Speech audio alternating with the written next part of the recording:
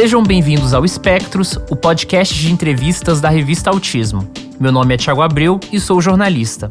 Assim como o espectro de cores é formado por muitos tons, é impossível resumir alguém apenas pelo que faz. Aqui no Espectros, trazemos as pessoas que constroem a comunidade do autismo no Brasil para saber mais sobre estes indivíduos além da história, seja familiar, profissional ou pessoal com diagnóstico. Este podcast é uma produção da revista Autismo com patrocínio da Clínica Somar Special Care. E a nossa convidada do mês de novembro é graduada em Pedagogia pela Universidade Federal do Estado do Rio de Janeiro, a Unirio, e ativista do autismo há várias décadas. Após o diagnóstico tardio do filho Gabriel aos 12 anos, passou a atuar por políticas públicas para autistas, fundando a Associação de Pais de Autistas e Deficientes Mentais, a APADEM, em Volta Redonda. Ela já fez parte do Movimento Orgulho Autista Brasil, MOAB, e da Rede Unificada Nacional e Internacional pelos Direitos dos Autistas, a Reunida, e atualmente é vice-presidenta da Organização Neurodiversa pelos Direitos dos Autistas, a Onda Autismo. Com essas credenciais, Cláudia Moraes é a entrevistada do mês aqui no Espectros. Cláudia, muito obrigado por topar aparecer aqui no Espectros, e a nossa pergunta padrão, que sempre começa o nosso programa, é: quem é Cláudia Moraes? Oi, é um prazer aceitar o convite de vocês. Desculpe se às vezes eu ficar um pouco rouca, está muito frio aqui. A minha vida ela é muito pautada no autismo. Além do meu filho, Gabriel, que tem autismo nível 3, eu também sou autista, diagnosticada há pouco tempo. Tenho dupla excepcionalidade, o autismo mais a superdotação. Toda a minha formação acadêmica é voltada para o autismo. Eu acabei de finalizar um mestrado em educação, também voltado para essa parte da educação das pessoas com deficiência. E a minha vida se pauta nisso. O autismo me trouxe grandes amizades, me trouxe uma formação muito boa, me trouxe uma projeção nacional através do ativismo, e eu me sinto muito feliz de poder contribuir também junto das associações que você citou e atualmente na Onda Autismo. Você já falou em muitos lugares sobre a história do seu filho, Gabriel, e da negligência de profissionais até o diagnóstico correto. E você chegou até a dizer em uma ocasião que você não passou por um luto, como algumas famílias costumam relatar. Isso tem a ver com o fato de não terem concedido esse direito ao diagnóstico correto para você? Olha, eu acho que eu demorei tanto tempo atrás desse diagnóstico que ele foi se cristalizando na minha cabeça desde 1 ano e 8 meses. Foi a primeira vez que eu perguntei para um profissional se Gabriel não era autista. E ter esse diagnóstico aos 12, o diagnóstico correto, porque ele teve vários errados, parece que assim, se fixou dentro de mim que a cada erro que acontecia, eu estava correta. Então eu fui me preparando por todos esses anos para o diagnóstico de autismo. Hoje em dia, com a maioria das pessoas que buscam esse diagnóstico, ele sai muito mais rápido. Então, elas não têm nem muito tempo para se acostumar com a ideia, o que comigo foi o contrário. Então, acho que por isso eu não tive esse luto. Eu tive o que as pessoas falam, que é do luta à luta, eu já iniciei na luta. Lutando, para que esse diagnóstico pudesse ser feito de uma maneira correta. A partir de qual ano você lembra que você realmente entrou na luta? Olha, essa associação que você citou, a APADEM, hoje que utiliza, é uma denominação errada para a pessoa com deficiência hoje em dia, com a deficiência cognitiva. Foi por volta de 1999 que foi criada essa associação. Ela é a segunda associação criada sobre autismo no Rio de Janeiro. A primeira, inclusive, ela já está extinta, mas essa em Volta Redonda ainda continua em funcionamento. Então, acredito que seja mais ou menos nessa época, 1998, 1999. Então, você vem de uma época da comunidade do autismo que antecede as redes sociais e várias das coisas que a gente tem hoje. Como é que era essa interação em rede com outras famílias e com outras associações? Realmente, não tinha nessa época e era muito difícil você encontrar uma outra família, principalmente porque eu moro no interior. E na época que Gabriel foi diagnosticado corretamente, o médico deu uma estatística para nós de 1 a cada 10 mil. Então esse não era um universo assim tão aberto ainda. Eu comecei as minhas pesquisas sobre autismo através do meu ex-marido, que trazia impressos para casa algumas coisas que ele conseguia no trabalho, porque a gente não tinha computador. E a partir do computador, nós começamos a criar uma rede. E eu comecei a participar de grupos de e-mails. Então havia um grupo que se chamava Autismo Brasil, que trazia esses pais isolados, né, de todas as partes do Brasil para interagirem. E muito do que começou a fomentar no Brasil para políticas públicas passaram por esse grupo. Você está falando do autismo do Yahoo? Sim. Porque aqui no Espectros a gente já comentou várias e várias vezes, assim, perguntando, né, para os convidados sobre essa lista. Você tem mais informações de como surgiu? É você que fez parte desse período aí? Olha, ele surgiu com a Priscila Ciomara, que ela é da cidade Americana, em São Paulo. E ela com um filho autista também. E na época, né, a maioria das pessoas mal ligavam o computador direito, né, porque era pouco conhecimento e ela já dominava essa área. Então ela abriu e a partir daí foram surgindo tanto pais quanto profissionais. Esse grupo também tinha profissionais que nos ajudaram muito com informações.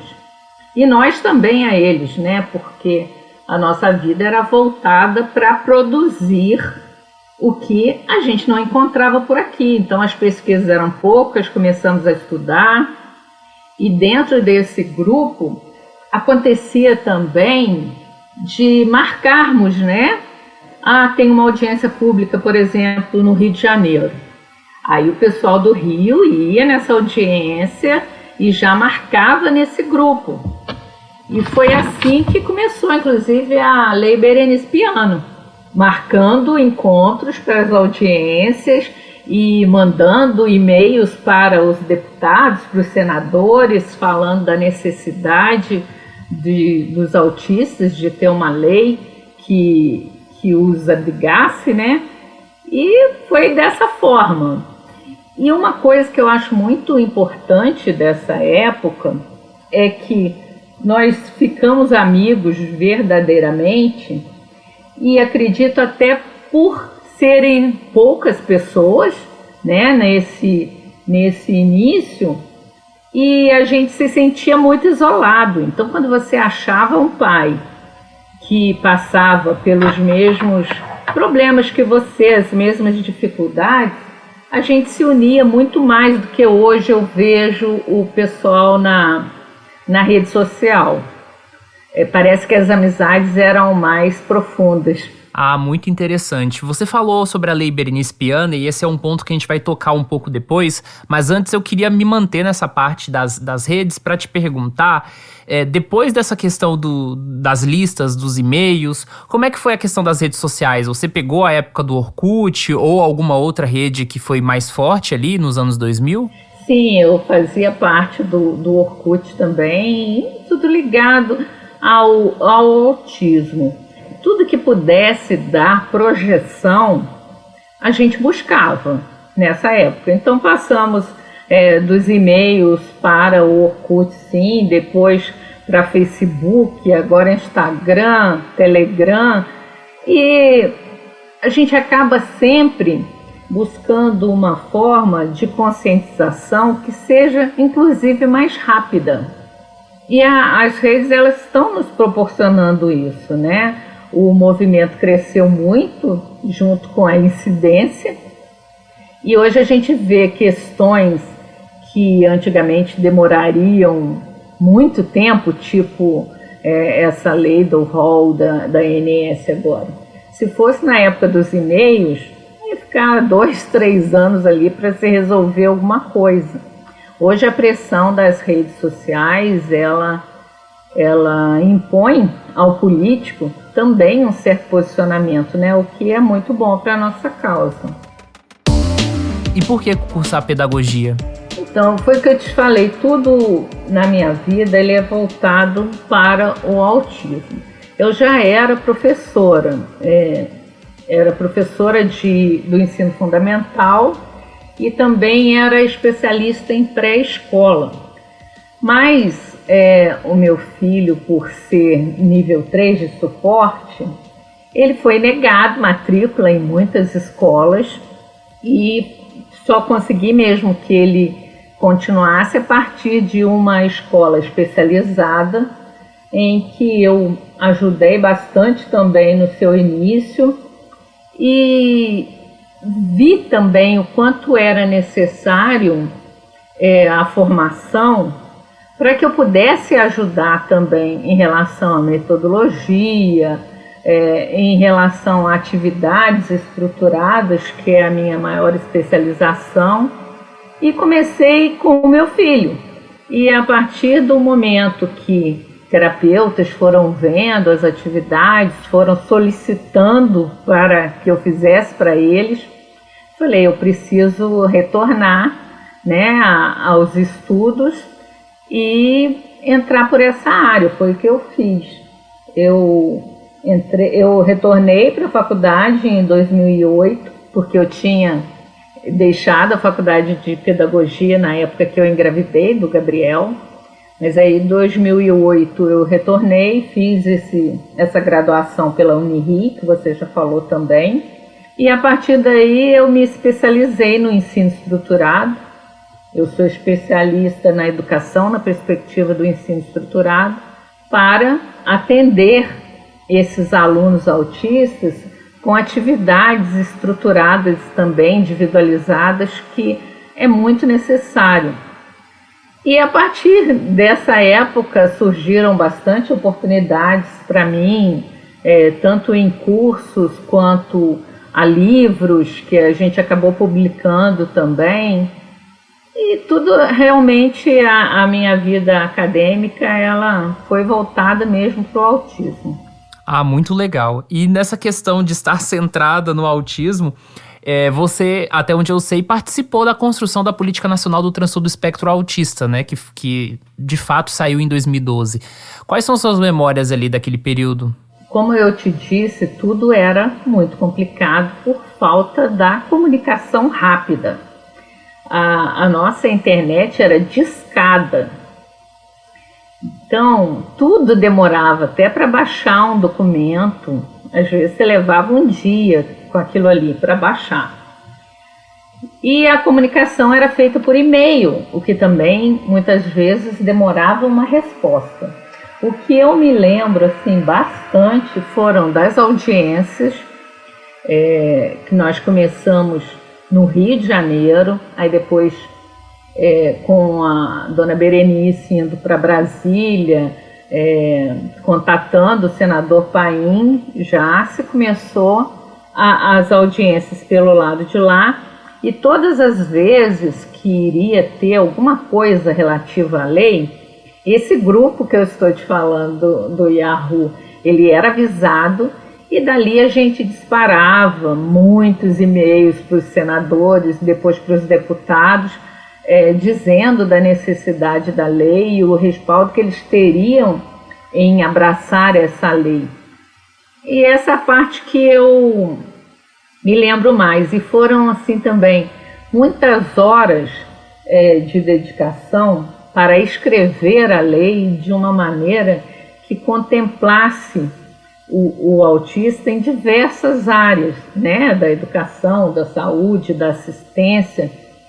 Hoje a gente consegue ver que houveram falhas, né, que algumas coisas não saíram como era o desejado a princípio, mas também por questões políticas, né, de adequação.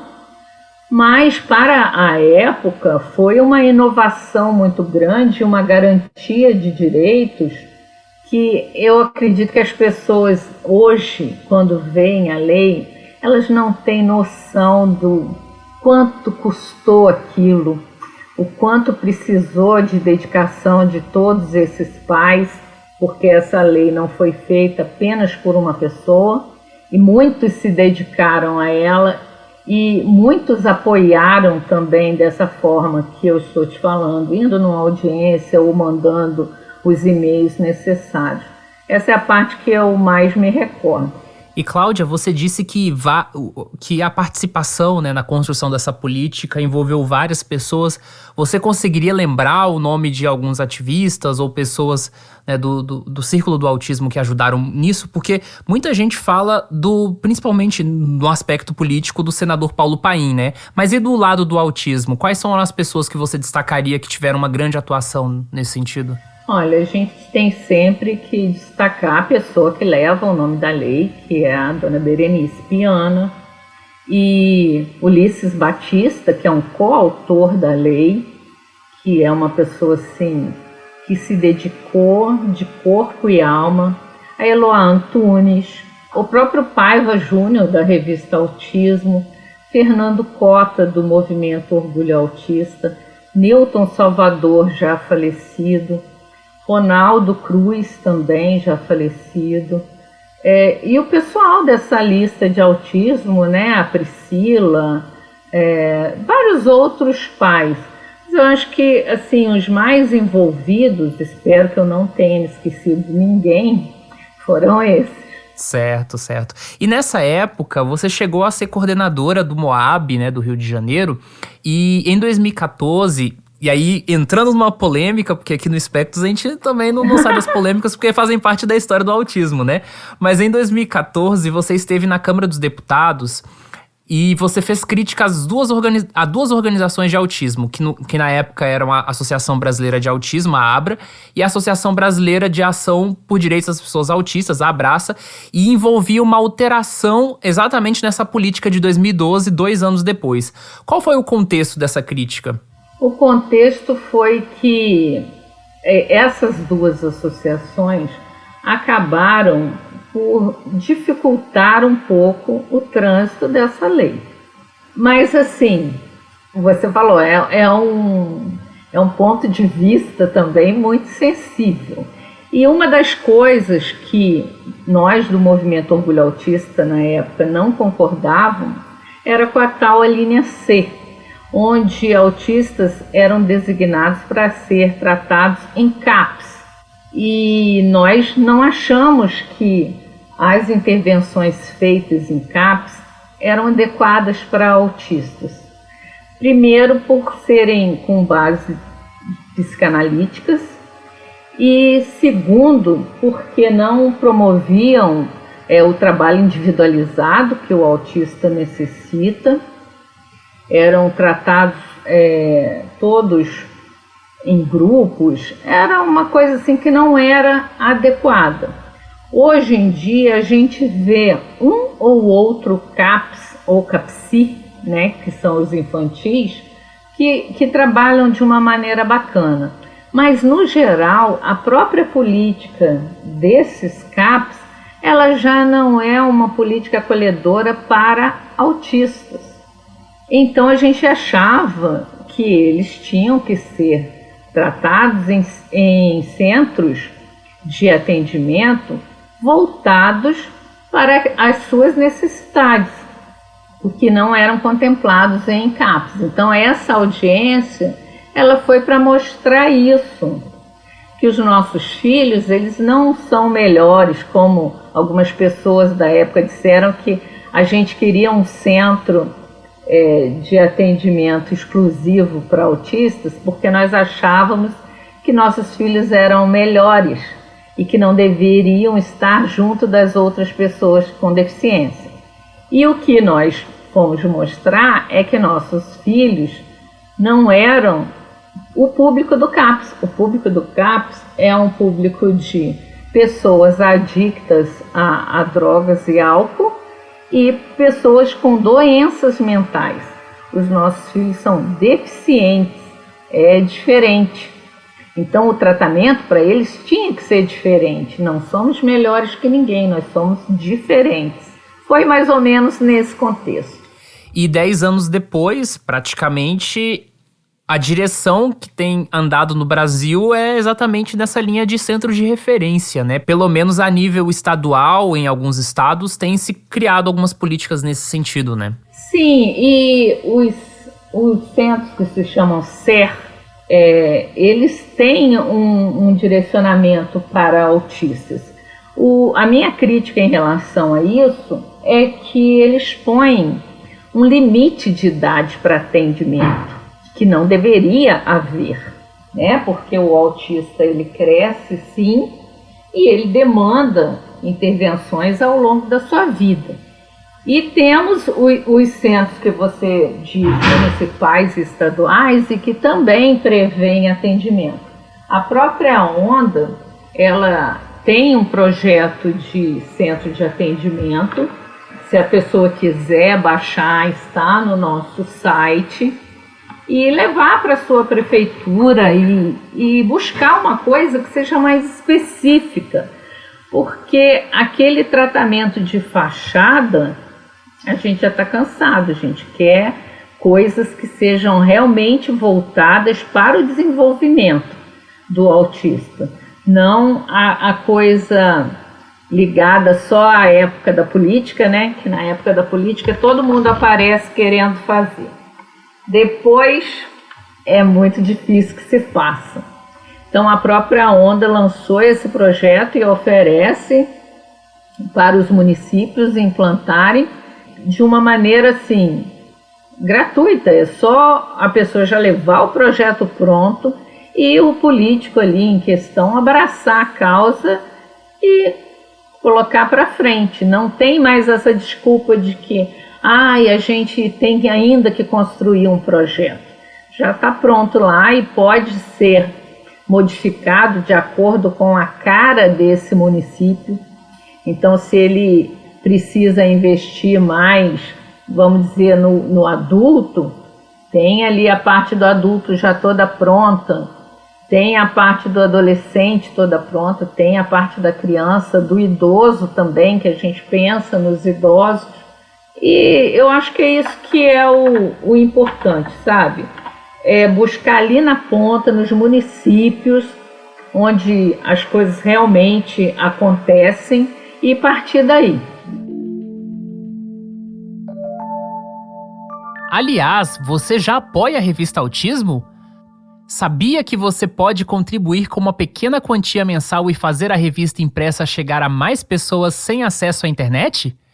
Além disso, os apoiadores têm acesso à revista digital antes de todo mundo, além de conteúdo extra, como bastidores de reportagens e participação de lives exclusivas.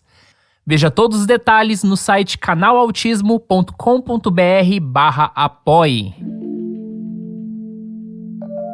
Você tocou num ponto muito importante, né, que está principalmente centrado nessa questão de que hoje a gente fala sobre autismo de uma forma muito grande. Se a gente comparar com 2012, o que a gente fala hoje é uma coisa, né, surpreendente. Eu acho que em 2032 vai estar em uma dimensão que a gente não consegue nem imaginar e nem prever.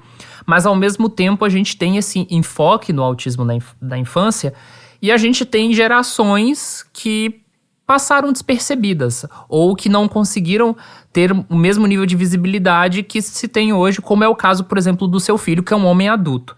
E aí, diante dessa experiência, eu queria te perguntar quais são os principais desafios que você vê hoje na discussão do autismo em relação ao seu filho, que é um homem adulto e que tem necessidades e desafios, né, do dia a dia que são diferentes daquilo que as pessoas esperam para um adulto que não tem deficiência. Eu acho que a coisa mais importante é as pessoas pararem com a falsa ideia de que só a criança necessita de intervenções.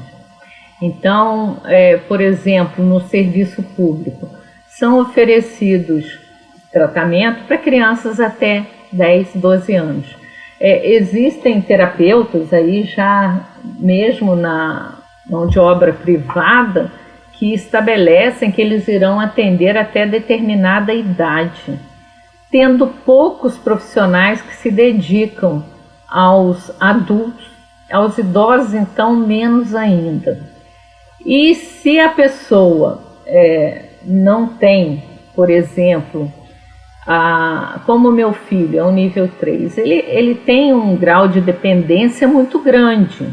Qual que é a perspectiva para ele nesse Brasil atual?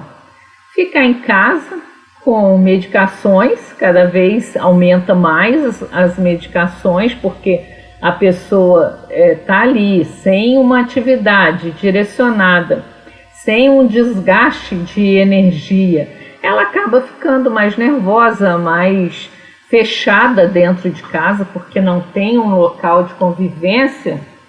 Aí o que o médico faz é aumentar a medicação.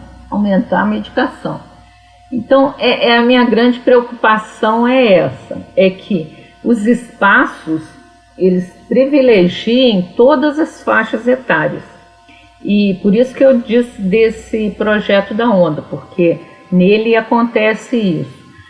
Estamos desenvolvendo também um projeto de residências assistidas para que também sejam privilegiadas essas pessoas adultas e idosas. Eu acho que o principal é isso, é perceber que eles crescem sim. E se você não continuar investindo, você pode ter perdas daquilo que você investiu na infância, porque alguns acabam tendo essa perda. Aí a pessoa se preocupa muito em, não, vamos investir quanto mais cedo. É lógico que isso é ótimo. Para o neurodesenvolvimento, intervir o mais cedo possível é o melhor. Mas não dá para parar aos 12 anos. Não dá para cair no limbo aos 18, porque você passa mais tempo na sua vida adulta. Isso é uma fala que eu assisti até da Fátima Deconte. Você passa mais tempo na sua vida adulta do que na infância. E nessa maior parte do tempo você vai estar sem intervenções. E eu acho que também é uma atitude onde a gente pode dizer assim, desprovida de inteligência. Porque se você não investe em educação e em tratamento para uma pessoa ao longo da sua vida, em determinado momento ela vai dar muito mais gastos em hospitais, em internações e até para a sua própria família, porque a pessoa acaba ficando, alguns muito nervosos, muito agressivos pela falta de atividades, dão problemas em relação às suas condições associadas também. Então, investir para que essa pessoa seja produtiva, que ela tenha espaços onde ela possa se desenvolver, sai mais barato do que você ficar remediando em internações, medicação pesada. Na minha concepção, isso não é nem um pouco inteligente.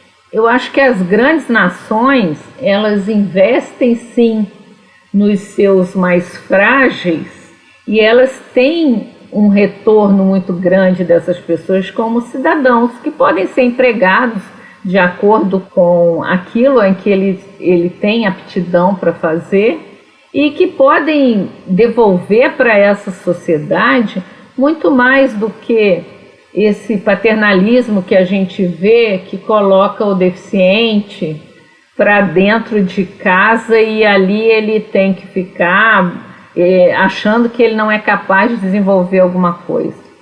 Todos são capazes de desenvolver, mas tem que haver investimento nisso. Você já falou um pouquinho em pinceladas sobre a Onda Autismo E a minha próxima pergunta tem a ver com isso. Você historicamente fez parte de associações de familiares de autistas, até se reconhecendo como uma mãe, né, de um homem autista. E agora você está em uma associação que tem como slogan uma atuação mais protagonizada por autistas. Como foi esse processo de construção da Onda? Você está desde o início? Conta um pouco pra gente. Sim, estou desde o início, desde a formação. E o que a gente pensa é que os pais, eles têm uma parte muito importante na história do autismo no Brasil. Mas a partir de um determinado momento, os próprios autistas começaram a se colocar, a ter espaço nos lugares. E tanto a Onda quanto a revista Autismo também, elas participam dessa mesma ideia, de que devemos dar o protagonismo para eles. Mas dar o protagonismo para o autista não quer dizer calar os pais de autista, é dar espaço para todos.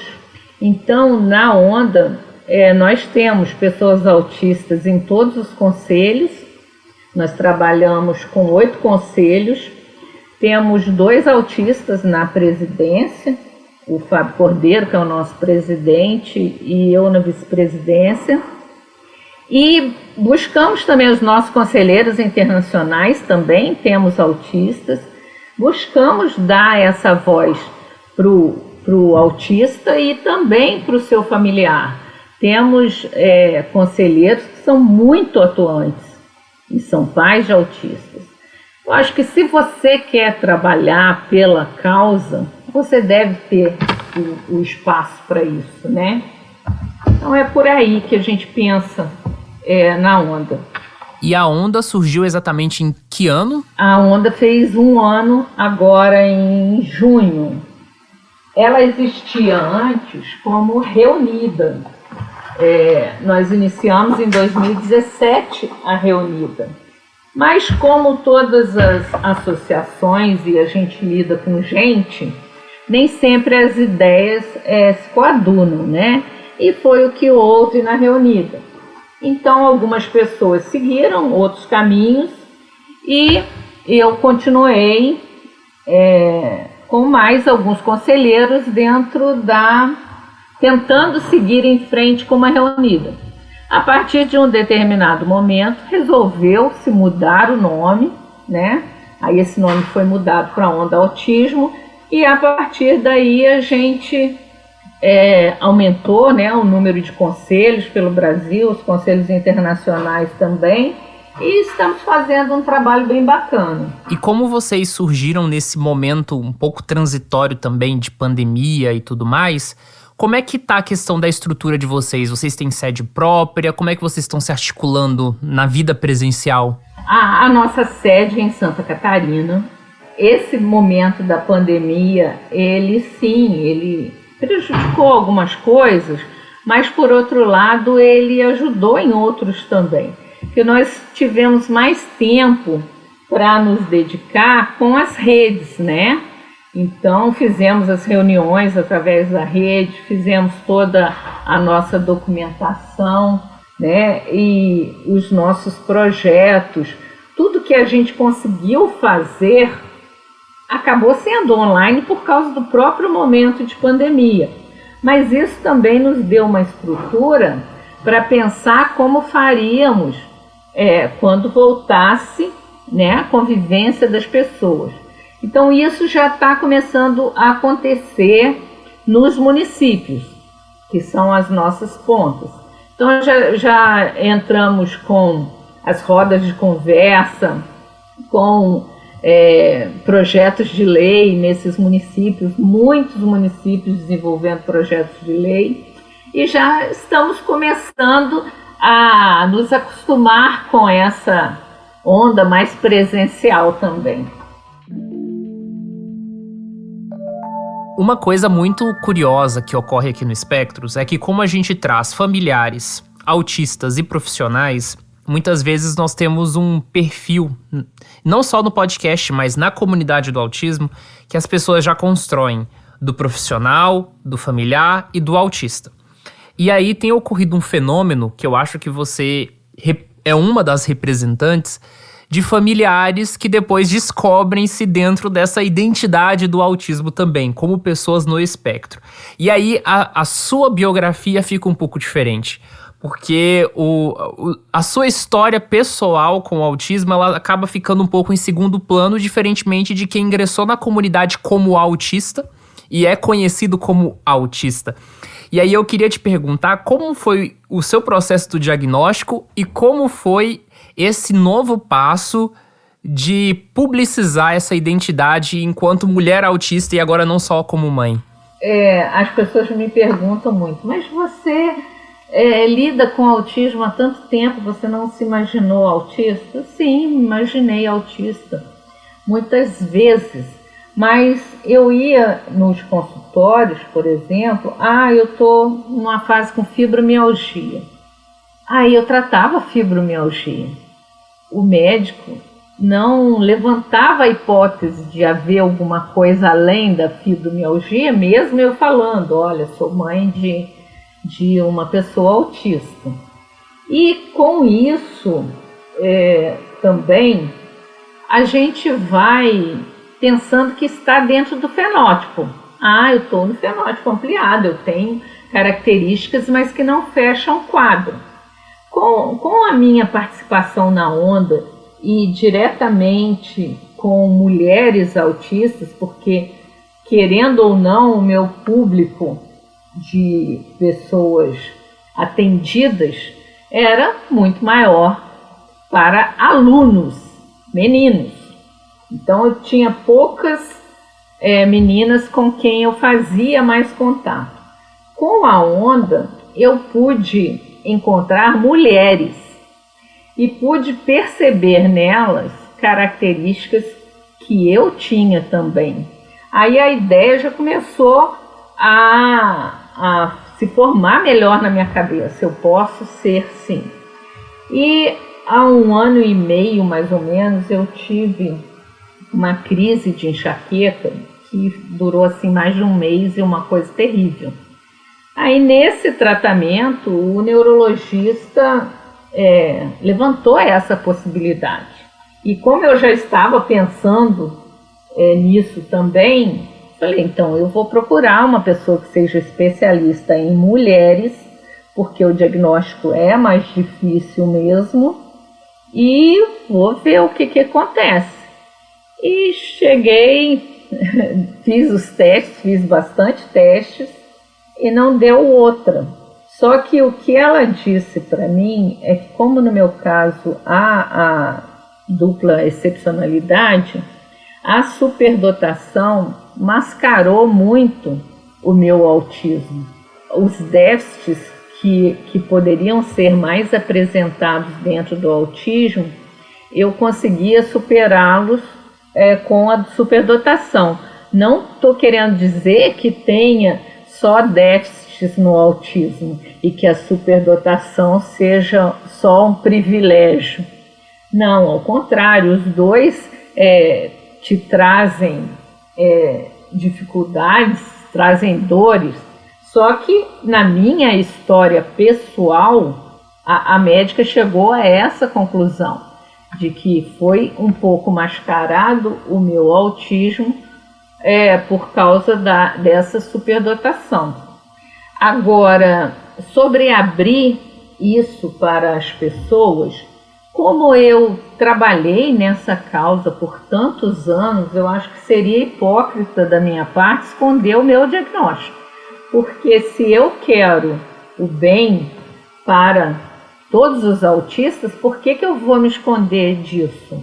Eu me orgulho de ser autista também, tanto quanto eu tenho orgulho do meu filho autista.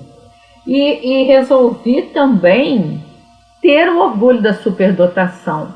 E eu acho que pode soar até estranho para você, mas eu vejo em relação a mim um preconceito maior com a superdotação do que com o próprio autismo. As pessoas têm um tipo de preconceito assim: você fala que você é superdotada, fica parecendo que você quer ser superior aos outros. E não é nada disso. Ser superdotado não é ser superior a ninguém. É um tipo de inteligência diferente. É um jeito de estar no mundo, como tantas pessoas falam do autismo, também diferente. E também demanda política pública, e também demanda educação especializada, e também demanda tratamentos clínicos, quando a pessoa tem condições associadas a essa superdotação, como no meu caso eu tenho ansiedade, tenho depressão, tenho distúrbio de sono. Então por que não falar? Se quando você tem um espaço, você tem um lugar de fala, você ajuda outras pessoas a sofrerem menos do que você sofreu. Porque ali elas encontram informações.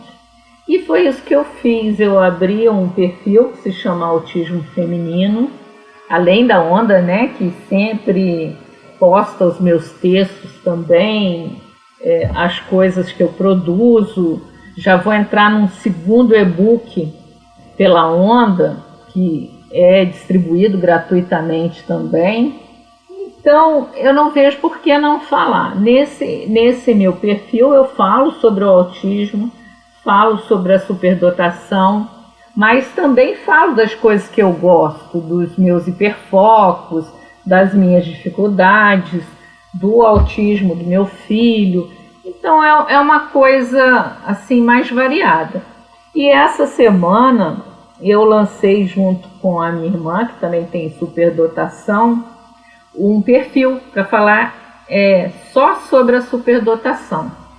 E que eu acho muito importante também, porque as pessoas não conhecem, as pessoas são cercadas de mitos em relação a isso, e precisa de muita divulgação para que principalmente o nosso sistema educacional seja modificado, para que essas pessoas possam ter uma vida acadêmica mais produtiva e ajudar aqui o nosso país também, que demanda tanto, né, de pessoas que possam desenvolver ações para o desenvolvimento do país.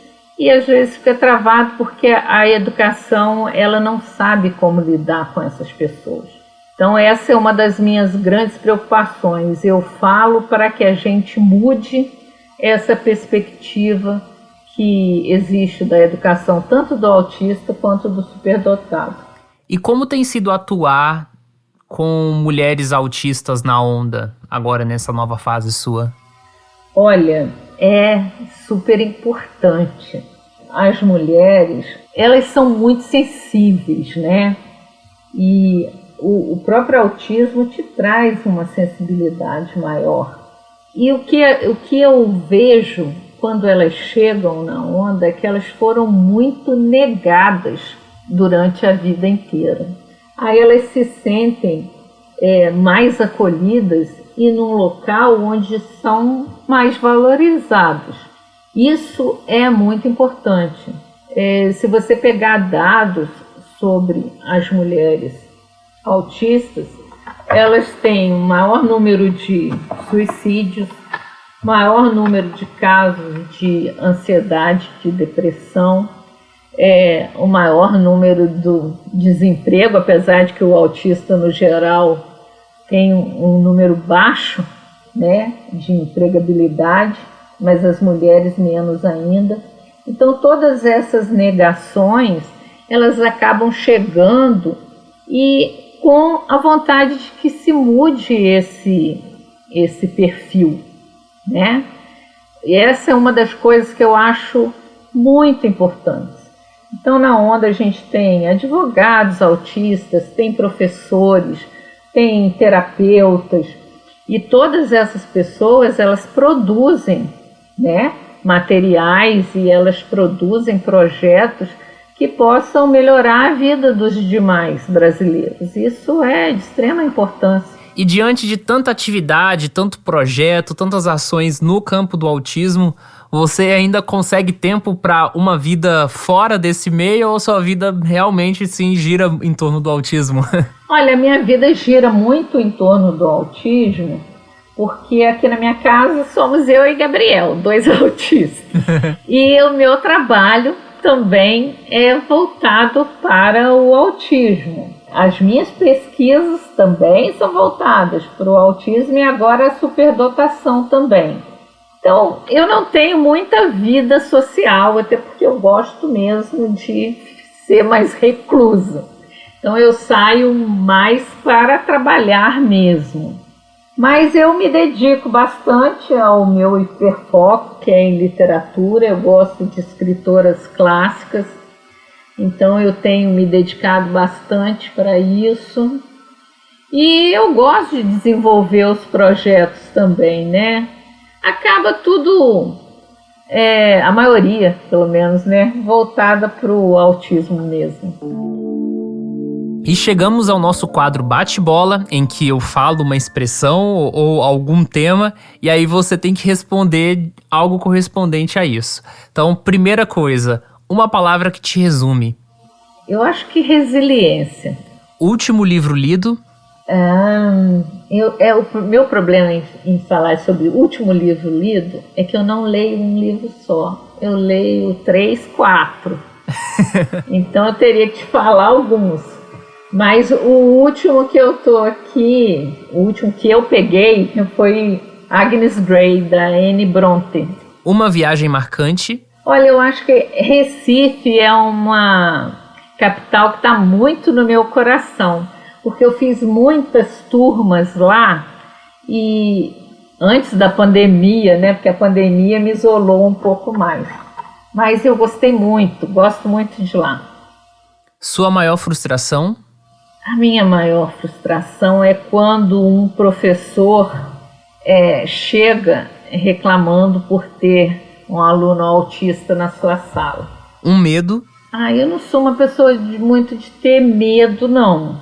Eu já fui. Atualmente, eu acho que não. Eu não gosto de mal entendidos. Então, acho que o meu medo maior, às vezes, é ser mal entendido. Um defeito? Teimosia. Sou muito teimosa. mas é uma das minhas qualidades também, porque por causa disso eu fiz tudo que eu já fiz na minha vida. Eu não desisto. Um estilo de música? Rock. Artista favorito? Ed Vedder. Um artista que você detesta? Olha, eu não detesto ninguém. Mas um estilo que eu não gosto é esse sertanejo, não sei se chama universitário ainda, mas esses mais novos. Um prato favorito? Eu gosto muito de comida natural. Não tenho assim nada muito específico. Eu gosto de bastante coisa, mas mais pro lado natural. E uma comida que você detesta? Eu não gosto muito dos vegetais roxos. E já não é nem pelo gosto, é pela aparência. Então eu vou te dizer que eu não gosto, por exemplo, de repolho roxo. Eu não como de jeito nenhum. Olha a seletividade alimentar do autismo aí. Frase favorita? O amor nunca falha. São Paulo, 2 Coríntios. Enfim, Cláudia, muito obrigado pela sua participação aqui no Espectro. Foi um prazer ouvir suas histórias e saber um pouco mais sobre você. E aí, principalmente, imagino, para quem tá ouvindo o podcast e ainda não tinha contato com a sua biografia. Então, queria que você ficasse à vontade, livre, para poder falar uma palavra final e dizer o que você quiser. Olha, eu acho bastante importante esse tipo de ação da revista Autismo, a sua ação também em dirigir tão bem esse podcast, porque toda a informação ela é preciosa. Mesmo as pessoas hoje, elas têm uma necessidade de seguidores, mas nem sempre um número expressivo de seguidores quer dizer que você está passando uma informação adequada. Às vezes, você ter poucos seguidores, mas ter um conteúdo que seja significativo para esses poucos é bem importante. Eu só quero agradecer pelo convite e dizer que eu estou à disposição tanto da revista Autismo, a quem eu sou colaboradora desde o início, O Paiva também é uma das pessoas que lutou pela lei 2.764, somos amigos desde então e agradeço bastante e estou à disposição de vocês pela revista Autismo, pela Onda Autismo e também pelo Instituto Autismos, que eu sou também voluntária. E mais uma vez, muito obrigado a você que nos ouviu até agora e em 10 episódios. Nos encontramos em dezembro. Este podcast é uma produção da revista Autismo com patrocínio da Clínica Somar Special Care. Localizada em Pernambuco e com unidades em várias cidades do estado, a Somar Special Care tem o objetivo de mudar a vida das pessoas autistas com profissionalismo e amor.